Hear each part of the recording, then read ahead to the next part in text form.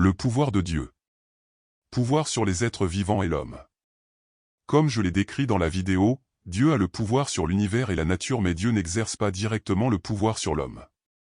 Dieu, tout au long du processus du salut de l'homme, démontre aux hommes qu'il a le pouvoir et la domination sur toute chose sauf sur l'homme pendant le temps de la grâce.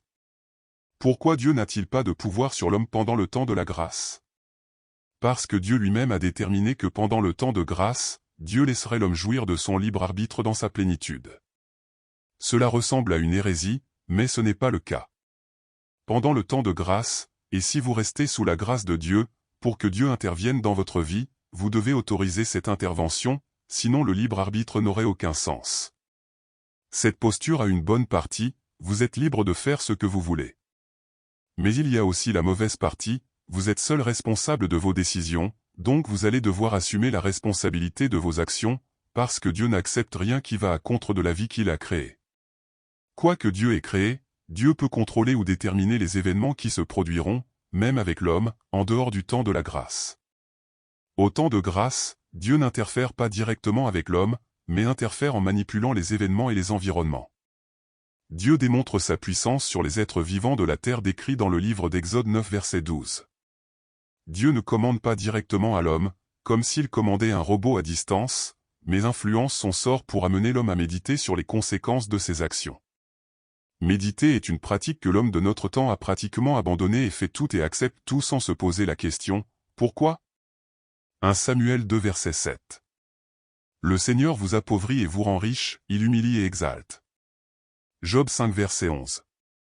Il soulève l'abattu, et les découragés et les pleureurs sont exaltés en sécurité. Job 40 verset 12. Il regarde toutes les vanités et l'humilie, il piétine de ses pieds les malhonnêtes et les méchants partout où ils se réfugient. Jacques 4 verset 6 à 10. Cependant, il nous donne une grâce encore plus grande. Par conséquent, l'Écriture déclare, Dieu s'oppose à l'arrogant, mais accorde la grâce aux humbles. Dieu a utilisé sa puissance pour montrer à l'homme qu'il peut résoudre les problèmes de santé de l'homme. C'est Dieu qui a créé l'homme et tout ce que Dieu a créé fonctionne sur la base de l'énergie, positive ou négative. Dieu a le pouvoir sur ces énergies et peut utiliser leur connaissance et leur contrôle pour changer le sort de l'homme. Luc 4 verset 40. À la tombée de la nuit, le peuple a amené en présence de Jésus tous ceux qui avaient différentes sortes de maladies et il les a guéris, imposant ses mains sur chacun d'eux.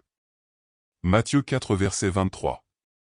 Et Jésus traversa la Galilée, enseignant dans les synagogues, prêchant l'évangile du royaume et guérissant toutes les maladies et tous les maux parmi le peuple. Matthieu 4 verset 24.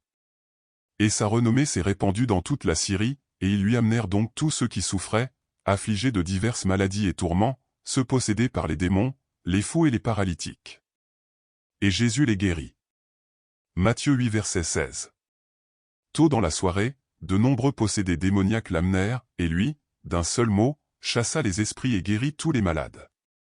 Luc 7 verset 21 à 23.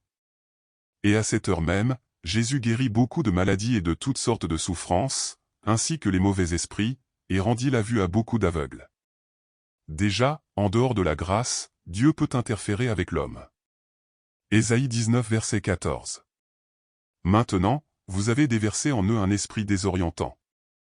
Avec leurs âmes dans un état de confusion, ils ont égaré l'Égypte dans toutes leurs entreprises, tout comme un ivrogne titube autour de son propre vomi.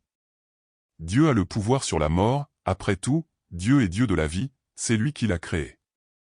Jean 11 vers 43 et 44. Et après avoir dit ces mots, il s'écria à haute voix, Lazare, sors. Puis l'homme qui était mort sortit de la grotte, les pieds et les mains liés avec des bandes de lin et le visage enveloppé d'un tissu.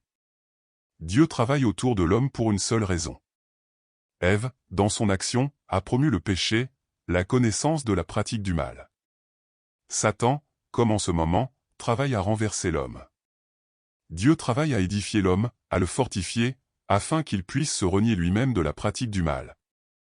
Car le salut de l'homme, dépendant de lui-même, a le libre arbitre.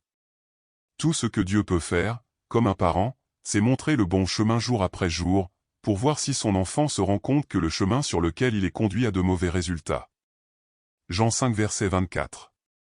En vérité, je vous assure, quiconque entend ma parole et croit en celui qui m'a envoyé et a la vie éternelle, n'entre pas dans le jugement, mais est passé de la mort à la vie.